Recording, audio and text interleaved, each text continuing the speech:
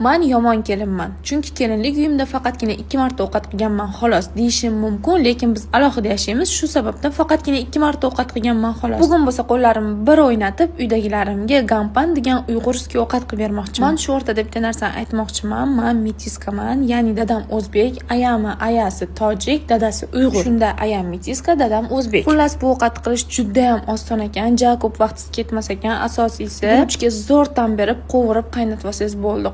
O'zingizga ideyangizdan kelib chiqib shunaqangi shirin bo'lar ekan. Shunaqa ovqat qilish, uborka qilish videolarimni sog'inganlar bormi? Kommentariyada yozib ketinglar. Inshaalloh 600 ga bo'lganimdan keyin yana avvalgidaqa videolar olishni boshlayman. Buning uchun bo'lsa menga obuna bo'lishinglar kerak. Shunchaki videoni ko'rib o'tkazib yuborishinglar kerak emas. Ishonasizlarmi, tuqqanimdan beri mana 3 oydan o'tayotgan bo'lsa, biror marta mazza qilib shoshmasdan ovqat qilganim yo'q va nihoyat bugunga belgilangan ekan o'sha kun. Bugun mazza qilib ovqat qildim. Chunki Muhammad Yusufda amajonlari qarab turdi. Shu uchun ham bemalol qo'llarimni o'ynatib ovqat qildim. Shu o'rtada yorijonim kelib qolib, keling men o'zim sizga video olib beraman deb, meni videoga olish qolib ketib, o'zini videoga olib o'tiribdi. Shu yorijonim boriga shukr, doim kayfiyatimni ko'tarib yuradi, charchoqlarim esimdan chiqib ketadi. Xullas ovqatimiz tayyor bo'ldi. Endi bo'lsa podachasiga navbat keldi. Avval guruchni chiroyli qilib bezatdim-da, keyin guruchni o'rtasiga garnirlar quyib, chiroyli qilib yasatib, dasturxonga tortdim. Videoni shetgacha ko'rib, hali ham podpiska bosmagan bo'lsangiz, shunday podpiskani bosib qo'ying. Sizdan hech nima ketmaydi.